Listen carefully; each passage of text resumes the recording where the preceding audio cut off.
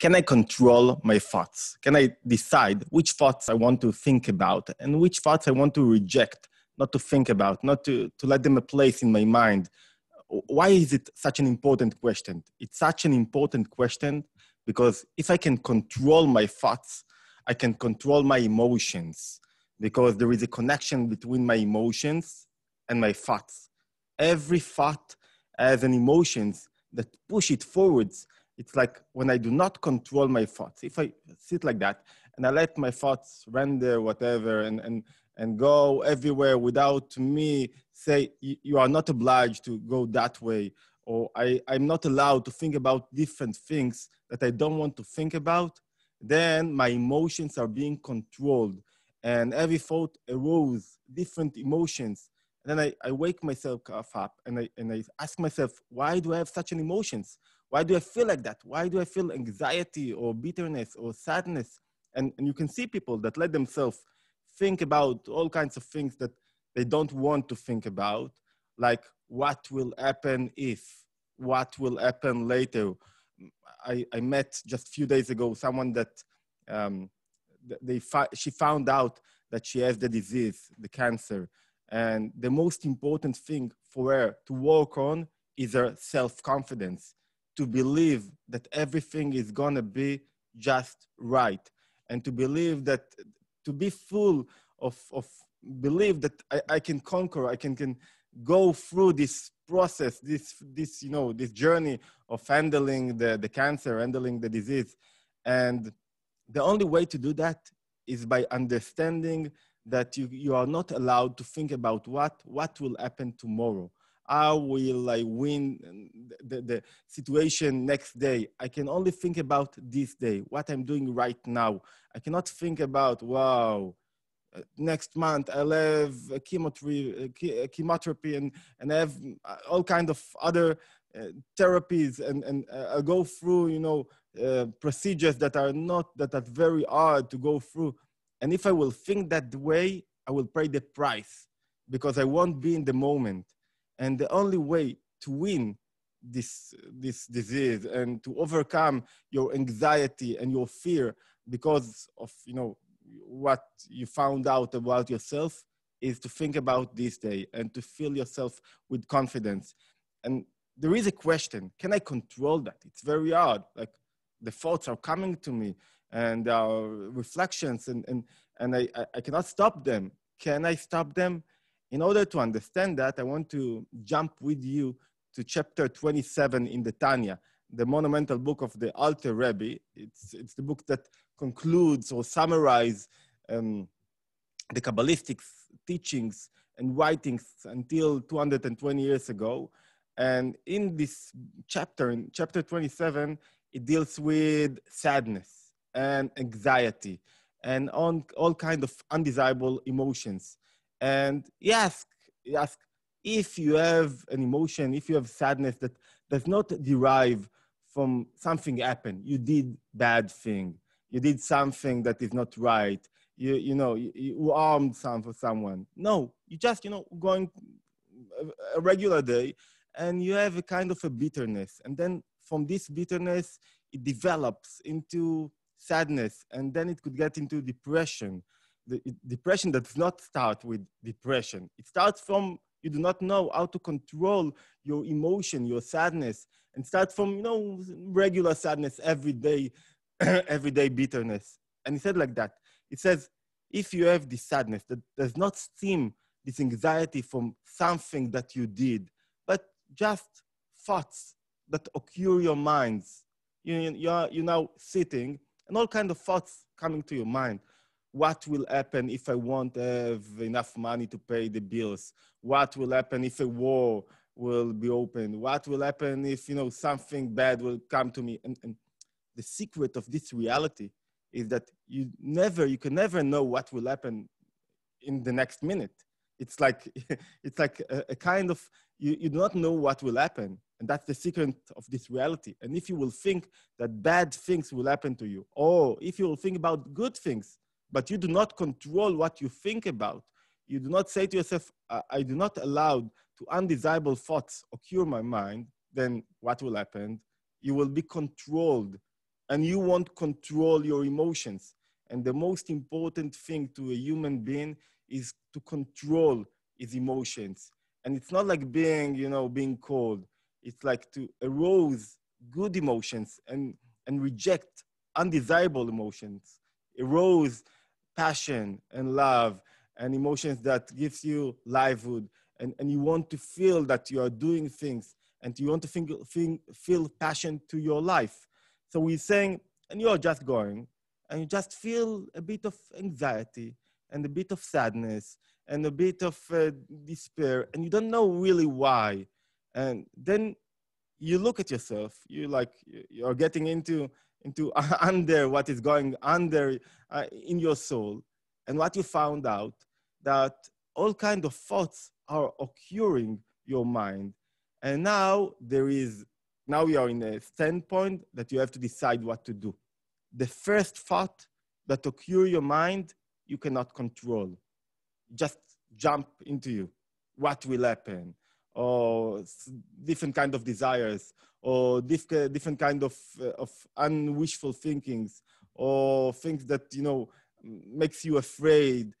You cannot control the first thought, the thought that occur your mind. But what you can control, you can control the second thought. Then you decide, because in every moment, every second, every minute, you can think only one thought. And the thoughts are like the garments, they're like the clothes. All your inner powers, your mind and your emotions are being revealed where? In your thoughts. Your thoughts are not your mind. They are the way that your mind and your emotions are struggling to reveal themselves. So why sometimes you feel very tired? Because you have a lot of thoughts in your mind, and there is a war going on in your mind, a war between your mind and your emotions. And now if you want, to clean up your mind, what you're doing, to clean up your thoughts, you're going to sleep. Then in your thoughts, there is no war anymore. Now you can think only one thought every minute, every second. So there is one thought and another thought, but you cannot be without thoughts. You cannot go without garments. You cannot go without clothes. Even when you are asleep, your thoughts are still running all the time. What are your thoughts when you are asleep? According to Jewish psychology, there are the dreams that you are dreaming. But let's leave dreams aside and continue with, can I control my thoughts? So he's saying you cannot control your first thought. But what you can control, you can decide if you want to let this thought be a part of you. If you agree to let this thought control you, or you decide what you will think about. I met a couple that she was wonderful. She was a great person. And she gave, she said good things to everyone around her, but to her husband, she talked like, she minimized him. She let him feel like he worth nothing. And she had like, here and there, she said this thing and that thing, and he felt he couldn't answer. And the first thing that you have to do is to decide, this way I do not allow nobody to talk to me. Like, I'm ready to talk about everything, but not in this way, not in this manner. And if you do not put boundaries to the way people talk to you, then they will do whatever they like. And if you will go, you will down your head, you will get the hate. And it's the same with thoughts. If you want, put boundaries. What I allow myself to think and what I do not allow myself to think, then the thoughts will control you.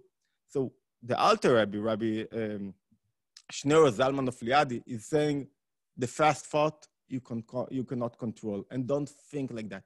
And don't be unhappy because you thought of yourself that you won't think that kind of thoughts, and then it occurred your mind. Don't do that. Every thought can occur in my mind. It's obvious that if you will see all day long, violent movies, then you will think at night about violent thoughts. But it could happen to you even if you won't saw all day long violent movies. So he's saying, what should I do? How can I control my thoughts? This is the $1 million question. Now, I understood that I cannot control the first thought, but now it's in my hand. Will I let it be a part of me? Will I let it control me? Will I be able to reject it and to decide which thought I want to deal with and what kind of thought? So it gives us few tips. It's something that we have, to penetrate and to understand deeply. But in first view, what he is saying? He's saying like that. First thing, when you see the undesirable thought is coming to you, and you have to understand the way your thoughts are running, and you have to understand the price that you will pay if you will let undesirable thoughts, control you and do whatever they like. And you have to understand the emotional price that you will pay, because every thought, we said, as an emotional engine that push it. And if you will let it control you, then you will suffer from emotions that you don't know where they come from. And the first emotion that you will suffer from will be anxiety, because anxiety comes from what? From the thinking, from the thoughts that I'm starting to think what will happen if, how will I handle the situation? As we said about the person that just revealed that he has the cancer. There is no way to handle this situation without deciding that I'm right now in this moment. I'm dealing only with this moment. I will do whatever I like, whatever I need to. I will take care of myself, but I won't think what will happen if I won't do that, and if the disease will win, etc., etc.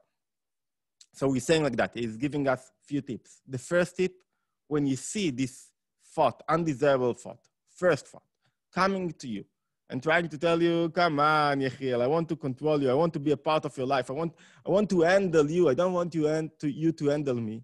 Then the first thing that you have to do is to be happy. It's like, it's saying something that is not natural. You have to be happy. Why? Because you saw her and you decided now, when you saw the situation, it's like getting a little bit out of yourself and deciding that I can control and I can choose. And being able to choose is one of the most important things that Judaism emphasizes, but it's very important, because without choosing, you are being controlled, and you do not control, you do not decide how your life will look like. The situations controls you, and you go everywhere, and you do never decide how to feel. You are just looking for external thing to arouse your feelings or to control you, and you are waiting for other things to happen in order that you will be happy in your life. You do not control your life. And if you cannot control your thoughts, you cannot control your mind and your life. So he's saying the first thing is being happy in his lot. Why? Because although you had this first thought that occurred your mind, he averts it. You have the possibility to decide if I want to deal with this thought or do not let her get into my mind. And it's not easy, because a lot of people will say it's a part of escapism. It's like, I have thoughts in my mind, they occur in my mind, and now I decide, and now I see it, I'm happy. I said, okay, you came to me. And now I decide what? Not to deal with it. It's like I'm running away and I'm deciding to do something else. And it's a wrong view on our emotions, because you decide what is your reality. You decide what you want to think about and what you do not want to think about. And if you will be all day long, you'll just read the newspaper and see the sites, the news site, they will control you. And you will think, wow, what happened? Wow.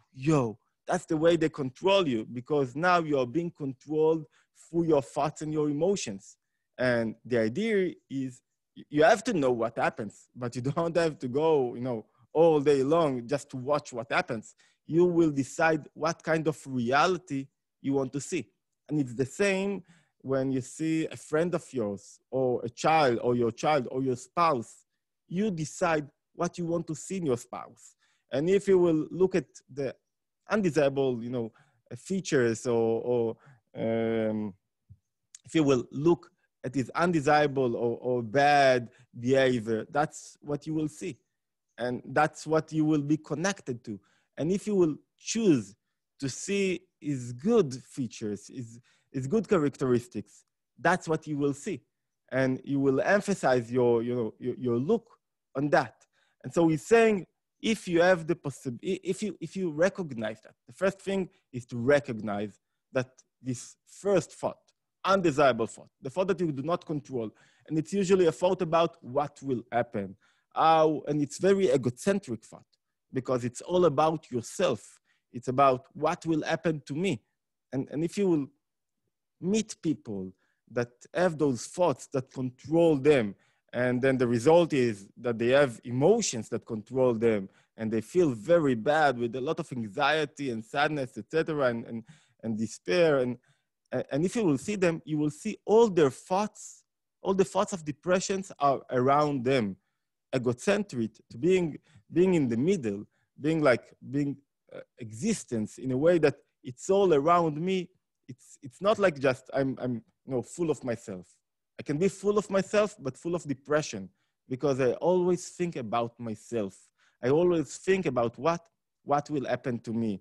And if you will meet someone with depression, light or heavy depression, you will ask him, come on, look up, look around you, see how many good things you have in your life.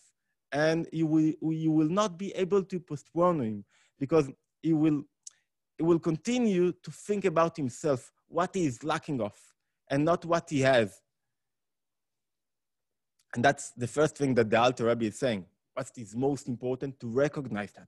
And to recognize that you have to go out of yourself, to recognize the first thought that occur your mind. And now it's the moment of decision. Now you have to get control. The first thought, you cannot control. The second one, you can say to her, okay, I don't want you to be a part of what I'm thinking about. You're not a part of my garments. I don't want to be dressed with this thought. And if I decide, it's not like a decision, okay, I won't think about it. It's like, I won't think about it. It's saying with two ends, I won't let it get into my mind. I do not allow people to talk to me like that. The same way, I do not allow those thoughts to be a part of my life. And when I decide, those thoughts will not be a part of my reality, of my existence in this moment, then in that moment, this is the moment of victory, of winning every moment. My sixth book is called Winning Every Moment. And it talks about that you have to win every moment. You cannot decide that I will win next month, next week, next year. I cannot decide that I will be happy next month. The only way for me to be happy is to decide to be happy in this moment. And the only way to be happy is to decide what is going on through my thoughts in this moment. What emotion do I let to push my thoughts in this moment? And without this decision, without putting boundaries in your thoughts, you will not be able to control your emotions, because every thought will arouse a different emotion, and now you are being controlled. And he's saying, let's summarize what he said. He said, first of all, you have to recognize that. You have to understand the first thought that occurred in your mind, and don't think that if it occurred you, that now the only thing that it wants is that you will handle it. What will happen if? No, don't let it. There are times that you have to decide that now I'm thinking about what? Now I'm thinking about the future. How will I handle my economic situation? How will I handle my livelihood? How will I handle my health situation? And I give to that, half an hour, Sunday morning. Now I decide what I'm going to think about. That's it. I do not let it, spread all over the week and all day long. If I have loans and I have to pay debts, etc., I do not think all week long about the way I will pay that. I give to that an hour a week. And now I start to work on what I should think about. So you should have the second thing, the second advice that he's giving, that you should have something positive to think about. If you will not have something positive, then the negative thoughts will control you, because you have to be dressed up. There are garments. You have to be, you have to be dressed with something. So in order to, to be able to postpone the negative thoughts, and as a result, to postpone the negative, to reject the negative emotions, you have to decide what is the positive things that I can think about. And you have to have something in your mind that you are ready to deal with, you want to deal with, you want to understand some kind of issue, some kind of idea, some kind of logic idea, something that you want to penetrate into and to understand it, and it's meaningful for you, and you want to, to develop yourself through that. And when you have this thing, it's like rejects, because you can think in 1 minute, 1 second, only one thought. So if I decide which thought I will think about and I have a positive subject to deal with, what is the result? That the negative thoughts cannot come to my mind, cannot control me. And when I can do that, there is like a big change, because now I do not let undesirable emotions control my life. Maybe I recall a good story about the Lubavitcher Rebbe when he was in the 70s in Tafshin Lamed in 1970. He was in 7070 Eastern Parkway in New York, Brooklyn, and he gave a talk, and he saw at the end of the whole few of his disciples, few of his Hasidim are sitting there, and they came from Israel. And they said they were not relaxed because they had a plan to catch. And they thought about the plane, but still they wanted to, to get every word from the Rebbe, from the leader. They came to hear him. And it took them in a time tunnel back to 1927. It took them back to 1927 when he was only 25. When he was only 25, he told them he went with his Rabbi Arayatz, Rabbi Yosef Yitzchak, his father-in-law, and he walked with him to the station, to the train station, and he asked him a question. The Rabbi Arayatz was arrested 7 times, and in the last time, he was accused for betraying Russia, Mother Russia, and he was sentenced to death. And the decision was to kill him, and then at the end, they succeed, to change the sentence, and he got free. But they told him the next time you will push, you will deliver, you will deal with Judaism, and you will tell others how to learn Judaism, we will kill you. And the communists had no problem with that. And the Lubavitcher Rebbe went with his father-in-law, with Rabbi Yosef Yitzchak. He was 25, and Rabbi Yosef Yitzchak was 55, I think. And he asked him, we are not going. They went for a meeting. He had 400 schools. It wasn't schools like we think about today. It was, small rooms that you had children that learned Torah and Hasidut and Judaism. And now we are walking, he told him, to a meeting. And the meeting was in the train. Why in the train? Because when you sit and somebody sits next to you, you can see if someone else is looking at you, and you can go to the government. And if you see that everything is okay, you can continue with the meeting. So that's where the place, if you wanted to do a secret meetings, it was in the train and not in buildings. And he's asking him, we are going. If they will catch us, if the Soviet will catch us, we will die. They will kill us. But it's okay. We have to do what we have to do. You are the leader of Judaism in Soviet Russia. But still, how come you are not afraid? How come you are not in stress? When somebody is in stress, you can see that. His eyes jumping a little bit, he's sweating. You can see that he's in stress. So how can you cannot be in stress? How can you cannot be in anxiety? How can you cannot fear what will happen? So the 6th Lubavitcher Rebbe told him, I'm not in stress. I'm not afraid. Why? Because I'm in this moment. This called success in time. What is success in time? It's not that I'm doing a lot of things in short time. This is another thing, but it means that everywhere I am, I'm in it. I'm doing exactly what I need. I don't think about something else. I'm with my children. I'm only with my children. I am in my work, I'm only in my work. Now I'm going to the meeting, I'm thinking about the meeting. And what I do not think about, I do not think about what will happen if. What will happen if they'll catch us, if the Soviet will catch us? What will happen if they will arrest us? What will happen if somebody will tell about us? I do not let myself think about that. And when I do not let myself think about that, what do I control? This is what I'm saying.